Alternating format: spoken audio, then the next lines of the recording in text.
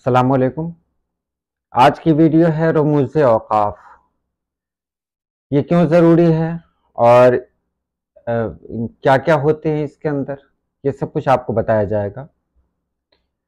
तो सबसे पहले हम जान लें कि आखिर क्यों ज़रूरी है हमें ये जानना कि सख्ता किसे कहते हैं, उसका इस्तेमाल कहाँ होता है, वक्फ़ा क्या है, वावैन क्या है, अलामत तासुर में निदाइया क्या है, इस्तिजाबिया क्या है, ये क्यों ज़रूरी है।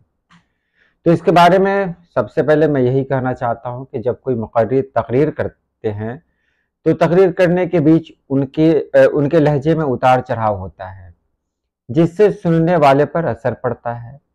ये उतार चढ़ाव ये हालात और वाक़यात के पेश नज़र होता है, यानी किस बात को किस अंदाज से पेश किया जाए, तो ये सब कुछ जो होता है वो उनके उतार चढ़ाव से मतलब सामने आता है। जैसे गुस्से की कैफियत हो तो बहुत तेज़ आवाज़ हो जाती है, और तअज्जुब की कैफियत हो तो वहाँ उनका एक्सप्रेशन यानी चेहरे का जो तअस्सुर है वो बदल जाता है। तो ये सब जब बोलचाल में है, जब तकरीर में है, तो लिखने में भी तो ऐसा होना चाहिए। तो हाँ, लिखने में भी ऐसा होता है। ये जो रमूज़ औक़ाफ़ होते हैं ये बिल्कुल इसीलिए होते हैं ताकि हम किसी भी बात को आसानी से समझ जाएं कि कहाँ पर क्या कहा जा रहा है। जैसे ऐ भाई सुनो, तो ऐ भाई सुनो अगर किसी को पुकारने के लिए कहा जा रहा है तो वहां पर निदाइया है तो वो हरफ निदाइया जो अलामत निदाइया है उसका इस्तेमाल होगा। तो ये बहुत अहम है इसका जानना। तो इसमें क्या क्या होते हैं वो आप देखें, और जो अलामात हैं वो बगल में जो बॉक्स है उसके अंदर वो अलामात आपके सामने दिखाई जा रही हैं। सबसे पहले बात करते हैं कौमा। ये अलामत छोटे अल्फाज या मुरक्कबात के दरमियान इस्तेमाल होती है, जैसे बाजार से प्याज, आलू और सब्जियां लेते हुए आना। तो प्याज और आलू के बीच में कौमा दिया जाता है। इसे ही वक्फा कहा जाता है उर्दू में। तो ये वक्फा जो होता है ये छोटे अल्फाज या मुरक्कबात के दरमियान दिया जाता है। छोटे अल्फाज यानी एक अल्फाज को दूसरे से अलग करने के लिए। वक्फा जो होता है ना ये थोड़ा सा तवील होता है सख्ता के बनिस्बत। तो वक्फा को आपने जान लिया। जैसे 3 अल्फाज मैंने कहे एक साथ कि मुझे चाय, बिस्किट और पानी चाहिए, तो चाय और बिस्किट के बीच में और के बदले कौमा लगा दिया। तो ये मतलब कौमा के लिए इस्तेमाल होता है जिसको वक्फा कहते हैं। उसके बाद है खत्मा, जिसको डैश कहते हैं और इसको फुल स्टॉप भी कहेंगे। उर्दू में यह अलामत सीधे निशान से है। इसका मतलब क्या होता है कि जुमले मतलब इससे यह पता चलता है कि जुमला वहां पर खत्म हो गया। अकबर हिंदुस्तान का राजा था, अब ये जुमला खत्म हो गया, तो जुमले के अख्ताम पर इसका इस्तेमाल होता है। इसी तरह तीसरा जो होता है वो होता है सवालिया, या इसको इस्तफामिया भी कहते हैं। तो सवालिया जिसमें सवाल हो, तो सवालिया जुमला तो आप सभी लोग जानते ही हैं जिसके अंदर सवाल हो, तुम कहाँ जा रहे हो। अगर उसमें ये निशान ना लगाया जाए तो फिर आप इसे क्या पढ़ेंगे, तो यहां समझना मुश्किल हो जाएगा कि कहने वाला क्या कह रहा है, ये सवाल है या कोई बात कह रहा है, वो समझ में नहीं आएगा। इसलिए यहां पर सवालिया निशान लगाया जाता है, और जब इसे पढ़ेंगे तो वहां पर चेहरे का तअस्सुर भी बदलेगा। जैसे हम सीधे नहीं कह सकते हैं तुम कहां जा रहे हो, ऐसे नहीं कहेंगे, तुम कहां जा रहे हो, इस तरह कहेंगे, चेहरे का तअस्सुर भी बदलता है। और इस अलामत से ये बात साफ हो जाती है कि यहां पर सवाल पूछा गया है और एक खास अंदाज से पूछा गया है। उसके बाद है अलामत तासुर में। तासुर के जो अलामत हैं उसमें पहले बात करते हैं निदाइया। जैसे हम किसी को पुकारते हैं, ए भाई सुनो, तो ए भाई के बाद ये निशान लगाया जाता है। इसका मतलब ये होता है कि किसी को पुकारा जा रहा है, ये अलामत निदाइया कहलाता है। उसी तरह है अलामत इस्तेजाबिया यानी तअज्जुब। तअज्जुब मतलब इसमें क्या होता है, तअज्जुब, हैरत, खुशी, ये सब इसमें आता है। इस्तेजाबिया में सब कुछ आता है। जैसे वाह, آج میں جیت گیا، تو وہاں کے بعد بھی اس کا استعمال ہوتا ہے. اور یہ کہیں کہ سبحان اللہ کتنا اچھا منظر ہے، تو یہاں تعجب کا اظہار ہو رہا ہے، یہاں بھی اس کا استعمال ہوتا ہے.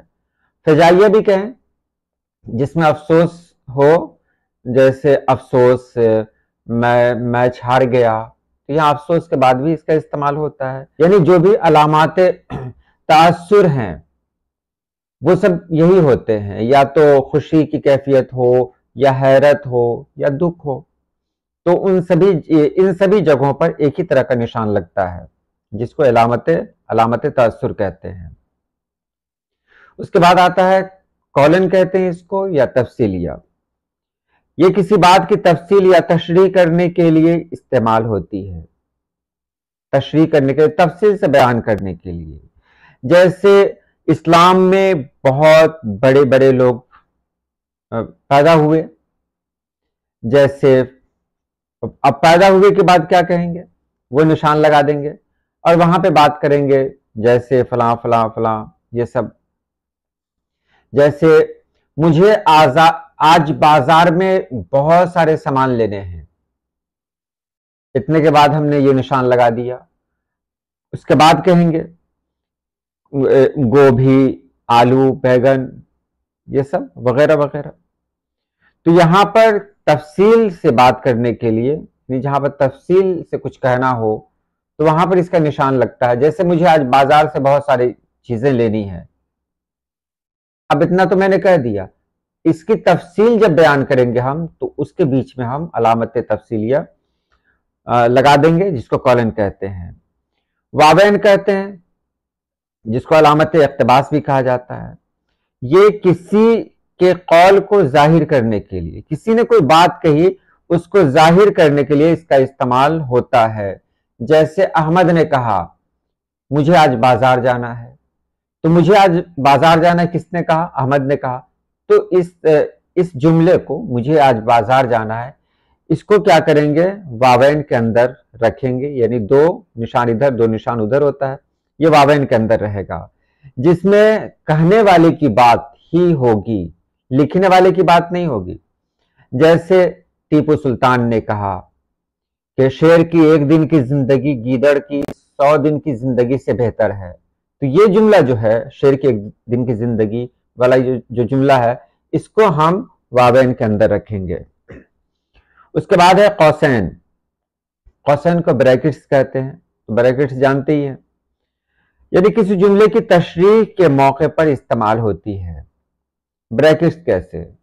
کہ میرے دادا، اور بریکٹ میں ڈال دیا اللہ ان کو جنت نصیب کرے، اکثر کہا کرتے تھے کہ سچ بولنے میں بھلائی ہے. تو بریکٹ میں کیا؟ اللہ ان کو جنت نصیب کرے. تو یہاں کسی جملے کی تشریح کے لیے یہ استعمال کیا جاتا ہے. اور بھی بہت ساری مثالیں ہیں کہ میں نے آج احمد سے، اور احمد کے بارے میں آگے لکھ دیں گے جس کا مکان فلاں جگہ پر ہے، سے کہا.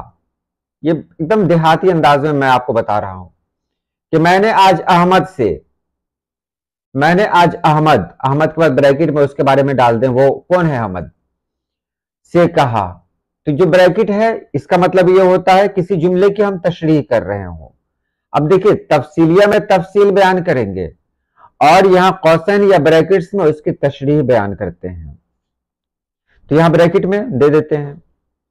اس کے بعد ہے جیسے ہم یہاں کہیں مولانا ابوالکلام آزاد، آگے لکھیں گے جو اردو کے بڑے ادیب تھے، اس کو بریکٹ میں ڈال دیں گے اور آگے لکھیں گے نے اپنی تقریر میں کہا.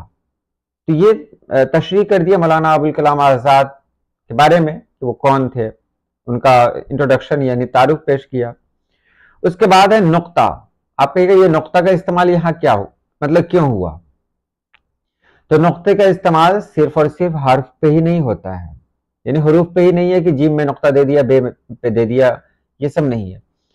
نقطے کا جو استعمال ہوتا ہے یہ رموز اوقاف میں بھی ہوتا ہے. جیسے میں کہوں کہ میں کل پٹنہ گیا تھا،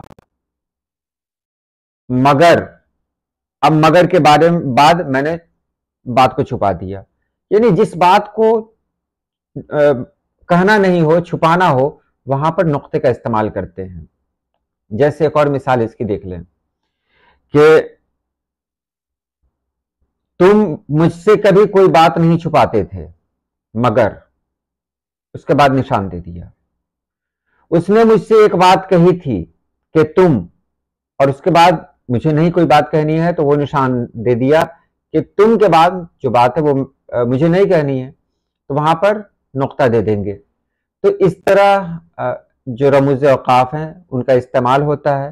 اگر رموز اوقاف کو ہم صحیح ڈھنگ سے جان بھی لیں گے تو ہماری تحریر میں وہ دلکشی آئے گی کہ ہم جب لکھیں گے تو ایسا لگے گا کہ ہماری تحریر خود بول رہی ہے، بات کر رہی ہے۔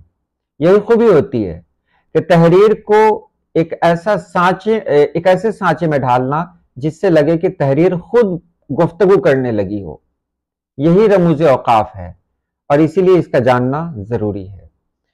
تو آج کے لیے اتنا ہی۔ اللہ پاک آپ سبھی لوگوں کو خوش رکھے، آباد رکھے۔ اللہ حافظ۔